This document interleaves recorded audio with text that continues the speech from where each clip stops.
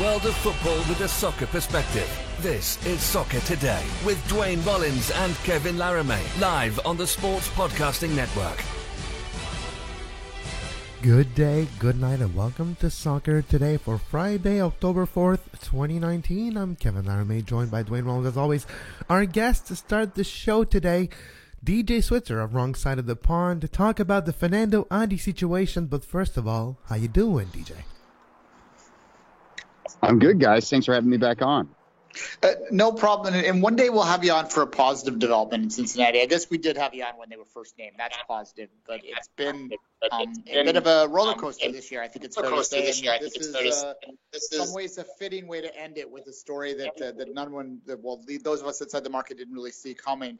Can you just sort of outline what is happening right now with the Audi situation to those unfamiliar?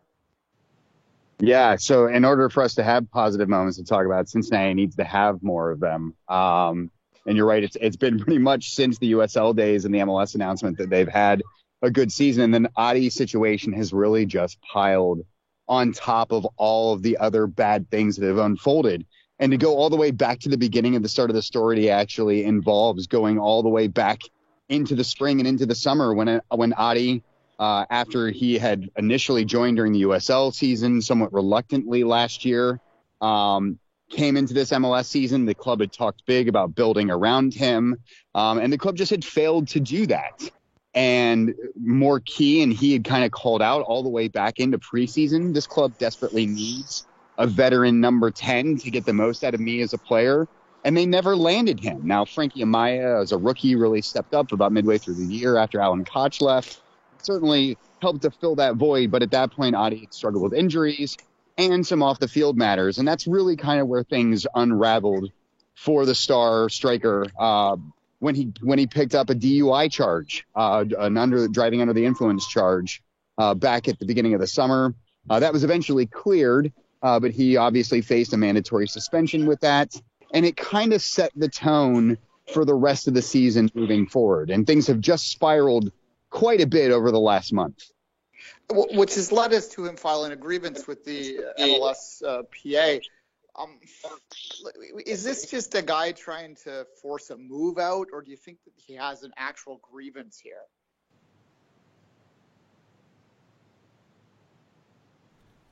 DJ, are you there?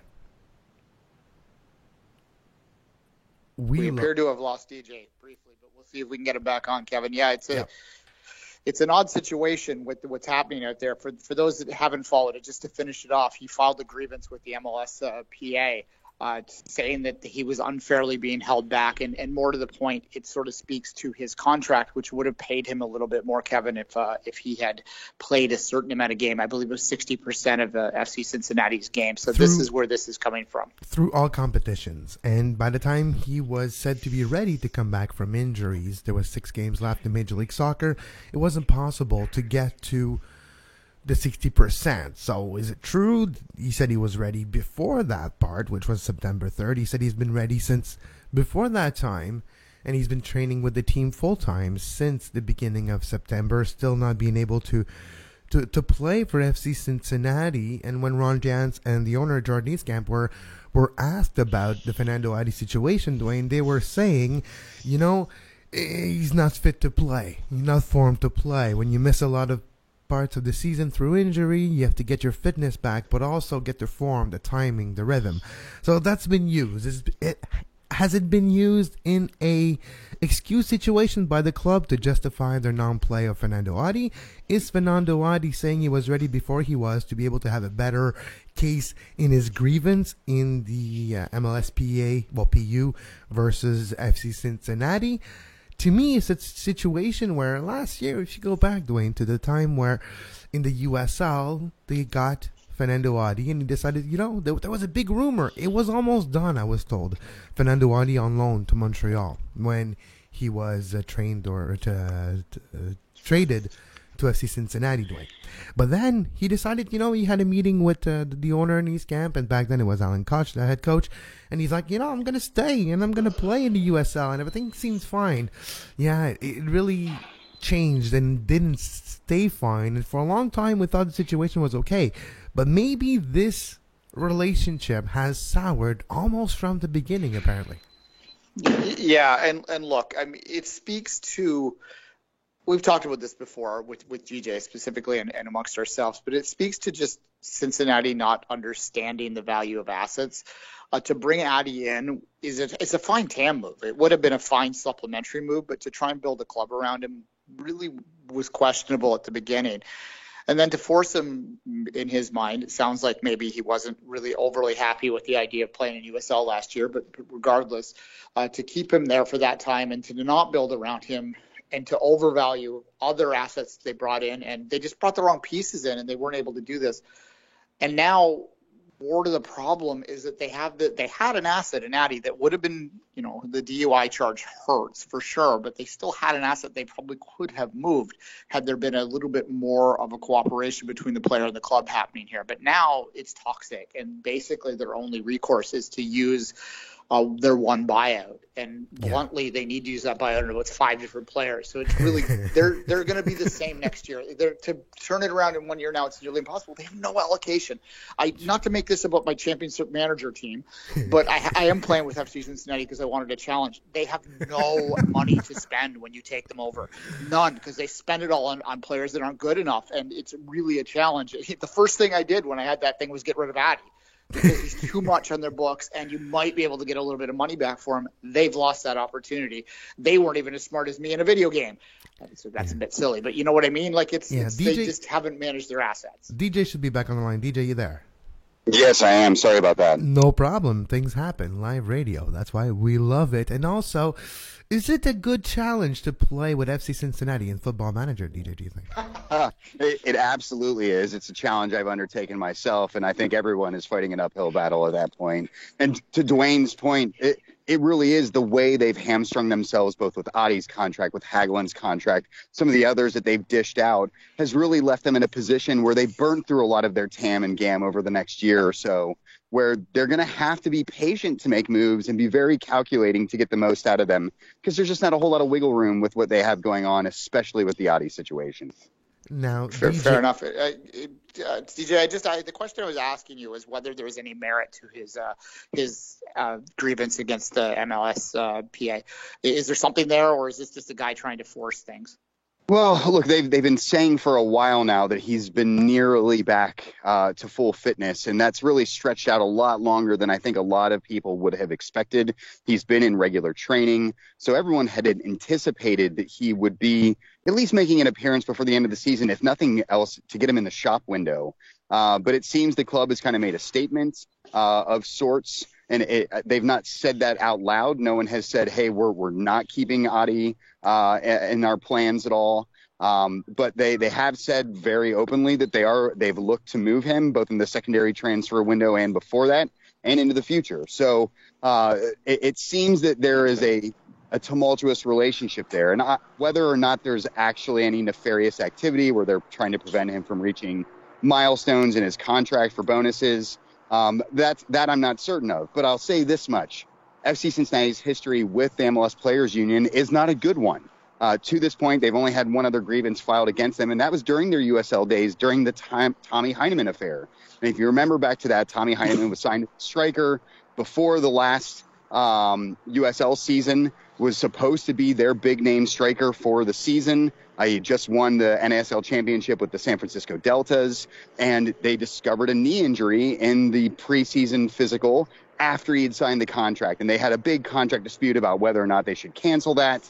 And long story short, Tommy ended up filing a grievance with the MLS Players Union, and they ended up backing him, and he won in arbitration on that front. So the Players Union will probably have knives already for FC Cincinnati, and I wouldn't be shocked at all if they came with that same mindset when they deal with the Addy situation too. If there's one thing Players Union in many different sports or Players Association do not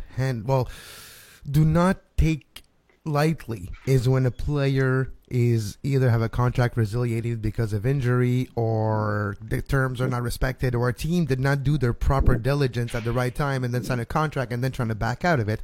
So for sure. But with this Addy situation, what is, in your mind, DJ, the resolution the best for Cincinnati, the best for Addy, and are those two the same? So I think their common goal now for both of them will be a separation. I think that's the way this path is headed for a while. I heard, I'm not sure which of the two of you was talking a moment ago about Adi's desire to go on loan to Montreal during the USL season last year. That was a very real possibility as well. So I think he's never necessarily landed on his feet, despite him tweeting out back at the beginning of last month that he is very interested in staying in Cincinnati and that people are just spreading rumors about his intentions. So there's just a lot of murkiness. I think both parties would benefit greatly from a separation at this point. And whether or not they can make that happen remains the question. The famous words, Adi and Cincinnati have mutually agreed to part ways, probably will be uttered in the next few weeks. DJ Switzer, Wrong Side of the Pond. You can follow him on Twitter at Wrong Side of Pond. Thank you for your time today. There'll be plenty of time in the off season to break down FC Cincinnati season, or we can just move on to year 2. But thank you for your time.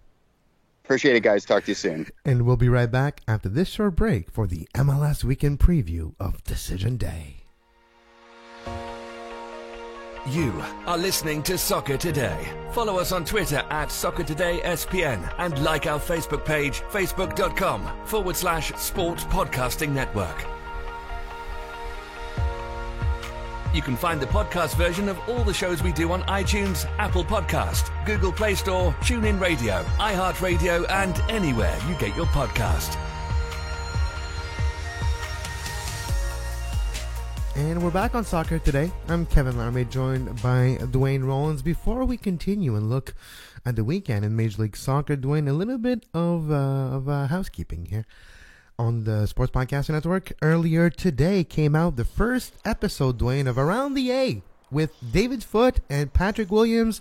Around the A is a hockey podcast covering the American Hockey League, filling a void in the coverage of hockey in North America with two experienced journalist, also radio broadcaster in David Foote, longtime NHL.com journalist Patrick Williams. They teamed up together for a great hockey show that is available right now on Sports Podcasting Network, and it was a great listen. I listened to it before everyone else last night. Of course, David's one of the youngest play-by-play voices in professional hockey, so that's certainly a voice that we both know well that you should listen to. He's been doing it for a long time now, and certainly knows his prospect. And if you like hockey and you like the development side of the game, that will be a fun one to listen to. I'm sure they probably sneak a little NHL content in there, sort of. I imagine adjacently, right? Like it would naturally bleed. Well, a name that you will know, Mike Vellucci, former manager, head coach of the Belleville Bulls, was the guest yesterday. Also, Jerry Canlin this morning. So you can look for Around the A everywhere you get your podcasts, also on the network feed, and available at sportspodcastnetwork.com. Dwayne, for the last time in the regular season in 2019 in Major League Soccer, we have a weekend preview to do. It is Decision Day. It is the last weekend of the regular season in Major League Soccer. Did that fly by? Maybe it's just because I'm getting older. It just seems like this year just went. Pew! Well, okay. Granted, I got married during the season, so the whole season is a blur. But it has gone by really quickly. It seems like yesterday I was watching Genk play to watch Pozuelo. Like it seems like yesterday to me, anyway. But one more weekend to go, and it's been it really, to me, has been one of the not really strange. Yeah, it has been a strange season by MLS standards, because even in TFC's great year, even last year with Atlanta and New York doing what they did in the regular season, I don't remember a year where there has been one clear team that has been so far above the rest of the league that you just looked at it from like the halfway point. Well, they're going to win, and that's what we feel like with LAFC. Especially with the playoff format, which we'll talk a lot about in the next couple of weeks. Well, we'll have an international break in the middle there, so we'll talk about that, I'm sure. But yeah, it's that sort of that division between and LAFC and the rest of the league has been so pronounced that it's been hard to really. To me, anyway, it's been hard to get too pumped up about looking at standings and looking at where things fit out, because to me, the entire season revolves around two questions. It revolves around whether LAFC can get a record amount of points, which if they win this week, they will, and whether they can win MLS Cup. And we're going to find that out in a couple of weeks. But we do have stuff to play for, and you never know. And we do have the curiosity of a playoff battle. There is a Canadian team in the battle that you can either love or hate, depending on your allegiances otherwise. And I think it'll be about 1/3 will love and 2/3 will hate. That's fine. And so lots to watch. You're being generous in the loving department. But yeah, it'll be fun to watch. Let's just take a look quickly at the only playoff race remaining in Major League Soccer, and then we'll move on to see who they are facing. 3 teams battling for 2 spots. Technically 4 teams, but I don't see Colorado being as lucky as the other ones, but it could happen. So maybe 4 teams battling for 2 spots. Portland Timbers are 6th right now with 46 points. Dwayne, FC Dallas 7th with 45 points. San Jose Earthquakes 8th with 44 points. And the Colorado Rapids are 9th with 42 points. 2 of those 4 teams will make the playoffs. Now let's see who they are facing. FC Dallas, Kansas City. Can Dallas win to save their life and their season? Yeah, well, Dallas is quite good at home, and SKC really has nothing to play for. And they have not really shown much in the last little few weeks to suggest to me that they're spoilers in disguise. Now, that said, the team that SKC reminds me the most of is 2018 TFC, in the sense that we all had high hopes for them. They were famously your pick to win MLS Cup. You weren't alone in terms of picking them very high in the standings, right? And then they went deep in the CCL, and then the season just went off the rails. So, we didn't think TFC had the spoiler in them at the end of last week, but they ended up nicking Atlanta and stealing the Shield from them, right? So it's possible that SKC can get something out of this, and I do think that teams that are out of the playoffs do have that sort of, like when you're on the treadmill and you hit like 25 minutes and you were like just huffing and puffing, and suddenly your body just goes, okay, I got 5 more to go, and you feel okay for the last 5 minutes. It's called a second wind. Yeah, there is, I think, an element of that when you only have 90 more minutes to go, and you're going to play a little looser and a little more fun, especially with Dallas is quite a young team. Yeah. But I would anticipate that Dallas will get the points needed to at least eliminate Colorado in that. Yeah. Colorado does have a tough task. They're playing LAFC at Bank of California in Los Angeles. Proper Los Angeles, not to be mistaken by Carson for the LA Galaxy. But LAFC Colorado will have a tough task, like I was mentioning, but who knows? It could happen, but it's maybe the famous 1% I would give to Colorado, and maybe they just hired Robin Fraser 1 week too late. It's that easy. But Portland San Jose will be fascinating. San Jose, Pelado, Matias Almeida, the manager, of course, the professor. He has had a great season. The team did not finish the way it started. And do you think they'll make the playoffs? No. That's clear. I don't. I think that they've been found out. And, of course, the rumors are swirling around, too, that he's headed to Monterrey. Makes a lot of sense. San Jose has denied it. But, these things tend to, when they get a little bit of smoke, there tends to be some fire there. And he's a manager that's sort of bounced around a little bit. He's so well respected, but he is also a guy that has managed a lot of places in Monterrey. He's well respected, but he's in demand too. And I think that's the question: is San Jose doesn't have the money to keep him, and it doesn't have the infrastructure and the players to keep him. So, which Monterrey, they're in the argument for the best club in the region, right? I mean, well, maybe not even the best club in the city. They're in the discussion. I know. The thing is that the two clubs from Monterrey, which the other one is Tigres, if you don't know, are one of the 2 biggest clubs in Mexico. But Monterrey, the Rayados, are wanting to go back to the top of Liga MX next year, and it's the thought process of maybe Pelado is the manager that will bring us back there, because the cult of the manager, the cult of personality is big in Mexico. Just look at Hector Herrera with Club America, but I think it's the same for Pelado. He has a certain amount of gumption, and he comes with fan support, and him in Monterrey would not surprise me at all. Yeah, precisely. Well, that'll be something we'll watch next week, because I think that if that is going to transpire, it's going to transpire pretty quick. As soon as the season ends, we'll know. And I do think, as I said, San Jose being on the outside, I honestly think that the 2 teams on the inside will win their way in the West, although Portland, God knows, Portland's a bizarre team this year. So if there is going to be a change, I think it'll be that. Yeah, can't see both. If Portland loses at home against San Jose, well, there's that. And if you lose at home, it just seems like that. I mean, in terms of Colorado's the best of those 4 teams right now, right? Momentum in terms of their form and everything else. But to have the 2 results go that way, I mean, I haven't done the compound stats on it yet, but it probably is something close to 1 or 2% likelihood. But we've seen it happen. just go back to the United States and Trinidad and Tobago. It was a similar situation, and everything fell into the right place for the U.S. to be eliminated. Let's continue. I'll glance over quickly. Orlando's playing Chicago. Doesn't matter. Vancouver, Salt Lake. Vancouver hopefully finished their season on a high note. DC United, FC Cincinnati. The reason I want to talk about this game has nothing to do with the game itself. The game won't be broadcast on Flow Sports on DC United side, maybe on FC Cincinnati side, but those two teams were two teams that were dealing with Flow Sports this season for their broadcast, home broadcast, or if you want to say the team-specific broadcast. DC United has dropped Flow Sports. Flow Sports just went through a big rebrand. Flow Sports is the worst. It's not a good company. And I told you that at the beginning of the year when it was announced. I told Dwayne and I told you guys, I'm like, it's not going to last. Flow Sports shouldn't be there. Flow Sports is terrible. This is going to take a few months and people are going to be tired of it and there's going to be some big legal battle because of it. But Dwayne, no one's listened to me. No one listens to Kevin. I would have told you 2-3 weeks ago that NYCFC was going to play at Citi Field. I was told that from good sources. No one believed me. But guess what's happening now? And now I told you earlier this year, Flow Sports sucks. No one believed me. Now you know. Well, I think some people believed you, but yes, of course this is happening. Flow Sports always reminded me a bit, like I used to cover CIS football back in the early aughts, like 2002, 3, 4, 5. And we used to have to watch broadcasts on these like single rotating webcam thing that Eastlink was the name of the company out east that used to broadcast, and they were absolutely terrible, but we were happy to have them because it's all we had.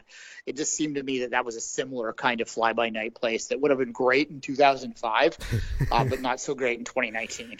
Dwayne, I think you're literally talking about the same thing. I think Eastlink became Flow Sport with the idea of, or it's... Anyways, that's exactly what it is. The idea, their business plan back then was to go after really niche stuff like high amateur school wrestling, football and high school and college amateur wrestling, and more high school. But now it has like cycling, bowling, and stuff like that. And then, I'm not going to watch cycling on Flow Sports with your commentators. I have no idea what they're talking about. Like, geez, give me a call. I'll do a better job commentating your cycling than the dude you had there, or the guy doing the bowling that barely fits in the 1280 by 720 frame because he's too big. That's Flow Sports for you. Yes. Quickly on the game, in terms of on the field, DC, if they get a win, will clinch fourth place with it. So if you're a TFC fan listening to this, and we do have a lot, obviously, that's what you have to cheer for. You have to hope Cincinnati gets at least a point out of that game, and then you have a chance if Toronto wins and New York loses for TFC to grab that fourth place. But I wouldn't necessarily be counting on a home playoff date in TFC. It would have to be a similar scenario to Colorado. Yeah, it would be, but we'll see. There's more games, of course. Montreal, New York Red Bulls, Toronto, Columbus, Seattle, Minnesota, Houston, and Galaxy, and so on and so forth. It's decision day, but what I want to look at is the standings, Dwayne. So now on your screens, you have the Eastern Conference standing. NYCFC will not move from the top of the East. Atlanta, Philly, it might move into position. Philly can go second. Atlanta could be third. DC will not move from fourth. They could go down a little bit lower. Toronto could move a bit. New England, maybe, but I doubt it as well. But when you look at the Eastern Conference, you look at the final standing, probably, before the end of the weekend, at least the right teams. Is it indicative of the season we had in the Eastern Conference? When you look at the teams making the playoffs, NYCFC, Atlanta, Philly, DC, Red Bulls, TFC, and New England, are those, with what you remember, and off the top of your head, the best teams we've had this season on the East side? There's no one outside with all due respect, Montreal, there's no one outside the playoff race in the East that I would say necessarily deserves to be there. Chicago had a nice little run to sort of bring themselves back up there, but then they were knocked down back to earth. Some of the teams above the red line had some good runs that made them look better than they were. I mean, if you remember the really early days of the season, TFC was flying high, was at the top of the conference, looked like maybe they were back to 2017 for them, and then they hit that stretch in the middle of the season, which dragged them below the red line, and then eventually they found their level, which I think we should go back on Monday and look at our predictions for our standings predictions to see how close we were. That might be a fun exercise, but I think that every team kind of falls where they well over 34 games. And, you look at 4, 5, 6 in the East, which is that DC, New York, Toronto, which is the most likelihood of flipping spots this week. And I think they're all kind of right there. And they're all kind of the same team. They're like 3 points apart. So they're kind of the same team. And it doesn't really matter in terms of, unless you get that fourth spot. look, the playoffs are going to be really interesting in the East to me, because I do think the one team that neither of us mentioned, and except I keep mentioning them that no one's mentioning them, is that the Union. No one is bloody talking about the Union, which was the only team that was straight across all year. True. Even NYCFC were terrible at the start of the year. Yeah, they were below the red line until April. They were bottom. May. They were bottom. Yeah. I remember, New York is red. No, New York is blue. No, New York is shit. That was early this season. Things change, and now both New York teams will be in the playoffs. And you're right. Philly was maybe the most consistent team, and for some reason, no one believed in them. And I have to say, I have to raise my hand up. I was one of them too. I was vocal about it, and I was wondering, and they did impress me multiple times. But it's I guess the famous. All right, it's the Union. We're just waiting for them to collapse. We've seen the collapse before. We're just waiting for that collapse, and until we see it, we won't believe it won't happen. Until it won't. Until they win, maybe they raise the MLS Cup trophy. Maybe then we'll be like, okay, and then they won't collapse. Maybe that's what they need for people to believe in them, is to actually win before. Yeah, well, show us, don't tell us, right? It's yeah. Look, there's some injury questions with the Bedoya might not be fully healthy now. Martinez might not be fully healthy for Atlanta. So the East really is, I think, wide open. But it's still, I think, if you're going to look at an MLS Cup finalist, you have questions with all three teams, because New York's question is they don't have home games. Even though they're home, they're not home. So, home is as much about your familiarity as it is, and the familiarity of the size of the pitch and all that sort of stuff, as it is about fans. Fans are like the least important part of a home day. Sorry, guys. It really is just the truth. Well, the thing is the first couple ones will be at NYCFC at Yankee Stadium, and we'll see if the Eastern Conference Final, they make it there. And then I think it's... Kevin, because they have a bye through the first round. So the second round, if the Yankees are in the ALCS, that's the question. If the Yankees qualify, so you have to watch your baseball playoffs to know this stuff. That's true, and we'll see. I don't really feel like watching the Yankees. All right, let's go do the same exercise, but on the west side to finish the show for today. LAFC, of course, Shield winners. We know they're the real deal, and they deserve to be there. Minnesota, Seattle, LA Galaxy, Real Salt Lake. Those 5 teams that have already clinched, of course, they're worthy. Portland and FC Dallas. Example, it's those two. If it stays this way, do they deserve to be the playoff? Are those the teams that, looking at the season and their narratives and the whole trend and upwards, and I would say the up and down of a season, are those the 7 teams that should be part of the playoffs? I think in the West, the only change I would do is based on the entire season, its entirety, and based on how it's set up, and based on their long homestand and all that. I don't think Portland deserves to be there. And Portland also has a whole bunch of chaos going outside, like in terms of its off the field stuff right now too, with their star players pushing up against them and signing contracts and not announcing it, and it's just, he stayed off Twitter this year. Merritt did, but he's still causing wackiness. I think Merritt and Joey should sit down one day and discuss how they can cause chaos within their own team, because they both do a good job at it. Yeah, true, but Joey hasn't gone on Twitter since 2014.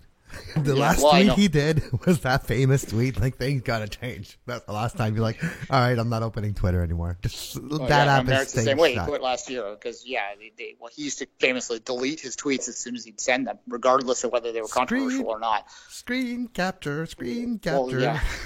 Everyone used to, so he kind of, I think, figured that out eventually. This is not a good, internet time machine. There's lots of ways to find this stuff. Anyway. Yeah, no, I think if I was switching a team out, I think, we've already said it. Colorado, although on the basis of the whole season, Colorado was really, really bad for the first half, and then they've been really good for the second half. Does that on the whole deserve them into that 7th spot? I mean, what's deserve on 7th? Maybe Dallas deserves it. Dallas has been consistently around there. I mean, it's such a small victory to finish 7th. I mean, I guess you get the playoff game. You get to put that little check in your box and say that you did it. But you play one more game. Woohoo! You have at least one game. No, I don't know. Well, I mean, I guess the way the teams would look at it is they're in the lottery. But the teams don't concern themselves with what the exercise I'll do in the next little while, or other people will do when you do the actual chances. Right, like how many times in the history of any club in MLS have they won 4 road games in a row? It happens. Never mind in the playoffs, just period. That's true.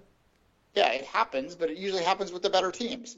right? So, I'm going to go back this afternoon. One thing I was planning to do when I finish what I'm doing for work is I'm going to go through TFC's like a lifetime and see if they've ever won 4 road games in a row. I'm not sure they have. Martin, you listening? You might know quicker than me, but I'll go, to go through and look. But Martin probably has a tab already with like all the potential questions that we might ever have in the history of soccer, and he already has the stats ready for it. So Martin's amazing. Martin Bailey, but if you don't know who Martin Bailey is, he does the stats and the numbers for Hockey Night in Canada, which is of course one of the most prestigious and desired jobs in this country from a sports perspective. So he does the TFC stuff because he's a soccer fan just for fun, and this is what he does. And he pulls out these crazy good stats. We usually retweet them. He'll have like live stats read on the air during broadcasts. People trust him that much because that's what he does. He gives stats to the guys in the booth at the Hockey Night in Canada. If you can do that, I'm sure you can do it for TFC. Anyway, that's who Martin is if you don't know. Yeah, and a good follow. But no, you're right. I don't think like the probability of a team winning 4 straight road games or just 4 road games period. 4 games period. And I think that might be the beauty and the toughness of this format is winning 4 straight games. The team who wins 4 straight games will be champion. And it's different, right? Remember the ebb and flow of a 2-legged series gives you momentum switches, and you have a winner that sometimes you don't win, you have draws, but now we're only going to have winners. Every single game you're going to have a winner, and I think it's going to create a little something different, and we'll feel like the champion might be a bit more worthy because of it. Because you're not going to see someone qualify for the final by 0-0 second leg in the Eastern or Western Conference final. I was going to say different competition, but those of us in Canada have a very concrete example to point to, and that's, of course, Montreal CCL run. They didn't win a lot of games in that run, but they found a way through. You can't do that in these playoffs. You have to find a way to win. You have to find a way to win. Then we'll see on Sunday, on Decision Day, who qualifies for the playoff in the Western Conference and who finishes where in the Eastern Conference. On that note, we'll wrap the show for today. You can follow Dwayne on social media at 24th Minute, myself at Kev Laramie, and this show at Soccer Today SBN. We'll be back Monday with the world of football with a soccer perspective. Thank you for your support. Patreon.com/sportspodcast and network. $2 a month gives you access to the Two Side Two Soccer podcast, weekly premium podcast talking about Canadian soccer and Canadian soccer only. More shows, more tiers, more coverage to come on our Patreon feed and on the Sports Podcasting Network website.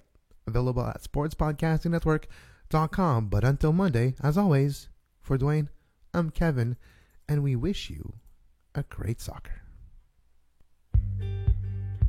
You can find the podcast version of all the shows we do on iTunes, Apple Podcast, Google Play Store, TuneIn Radio, iHeartRadio, and anywhere you get your podcast.